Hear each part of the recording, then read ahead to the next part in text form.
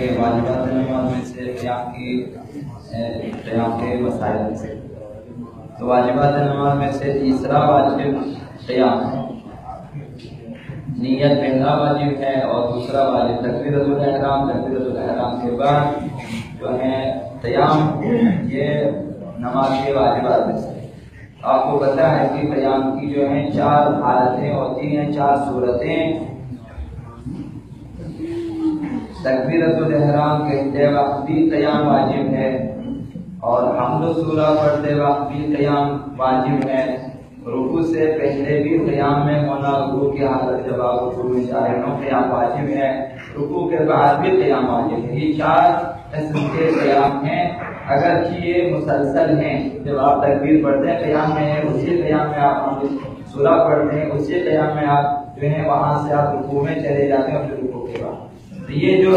تکبیرۃ الاحرام کہتے وقت آپ کو کھڑا ہونا ہے، اور رکوع سے پہلے کھڑا ہونا کہ وہاں سے آپ رکوع میں جائیں، یہ دونوں قیام جسے قیام متصل پر رکوع کہتے ہیں، رکوع سے پہلے آتے ہیں، یہ دونوں قیام تکبیرۃ الاحرام کہتے وقت اور رکوع سے پہلے کا قیام، یہ دونوں واجب بھی ہیں اور رکن بھی ہیں نماز میں۔ لہذا اگر بھولے سے بھی یہ دونوں قیام اگر چھوٹ جائے نماز باطل ہو جائے۔ صرف آیت اللہ زنجانی نے فرمایا کہ تکبیرۃ الاحرام کہتے وقت کا قیام ظاہراً رکن نہیں ہے، ان کا فتویٰ نہیں ہے، باقیوں کا فتویٰ ہے، باقیوں کے جو ہے ان کا فتویٰ ہے کہ تکبیرۃ الاحرام کا وقت جو قیام ہے وہ بھی واجب رکنی ہے۔ لہٰذا بہر صورت آپ نے جو ہے تکبیرۃ الاحرام کہتے وقت قیام کی حالت میں جو ہے آنا ہے۔ مثلاً اگر یہ کہاں پہ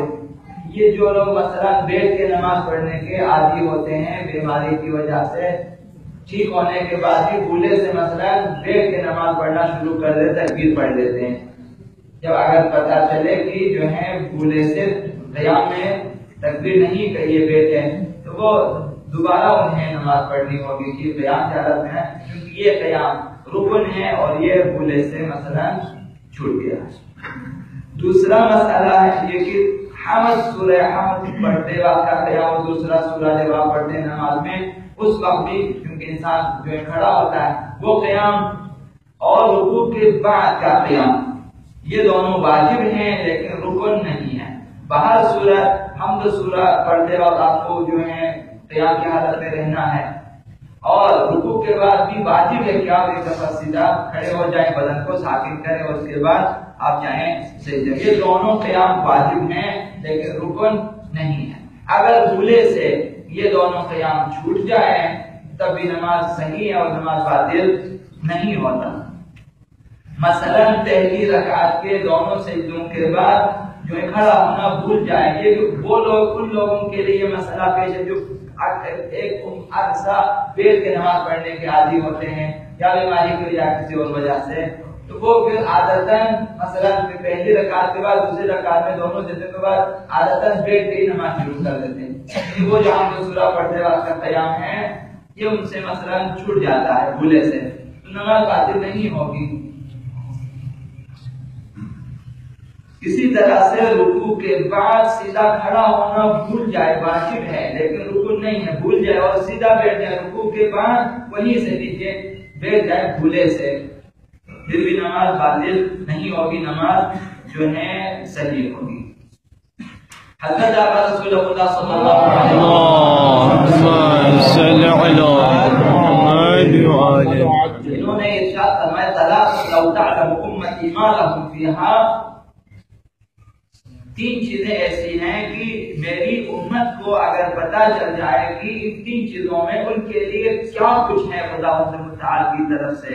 یعنی بہت کچھ ہے ان کے لیے ان 3 چیزوں میں، اس قدر ہے کہ انسان تصور نہیں کر سکتا۔ مطلب یہ ہے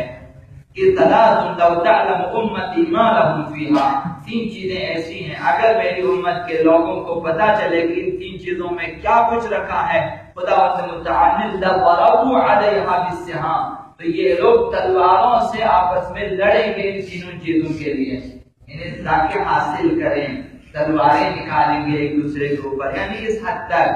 امت جو ہے وہ آگے بڑھے گی ان 3 چیزوں کے ثواب کو کمانے کے لیے۔ لیکن یہ بھی پتہ نہیں چلتا ہمیں، اگر پتہ چلے شاید ایسا ہو۔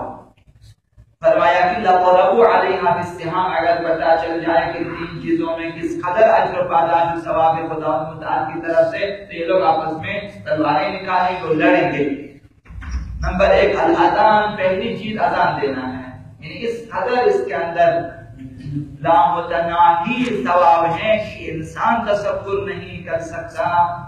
ایک اذان کہ اذان دینا، اگر کہ ہم نے نہ اذان کی قدر جانی ہے، نہ اب بھی اذان کی کوئی قدر ہے، اور نہ اذان کو عمومی طور پر ہم نے اپنا لیا ہے، اگر بھی جماعتوں کی حد تک ہیں۔ یہ جو اذانیں ہو رہی ہے کم ہے کہ صرف جو ہیں 4 کونوں سے، مثلا 4 مسجدوں سے اذانیں آتی ہیں، یہ اذان نہیں، اذان گھر گھر میں ہونا چاہیے۔ اذان کو اپنانا ہے،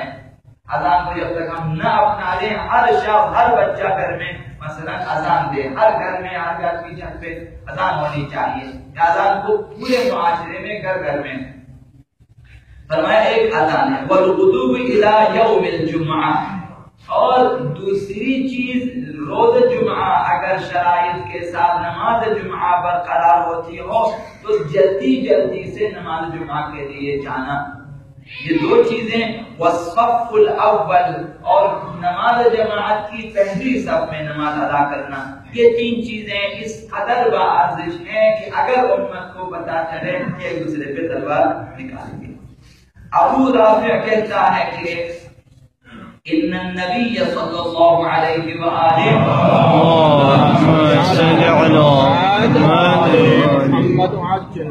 اذن فی اذن الحسن والحسین علیہما السلام حین ولدا۔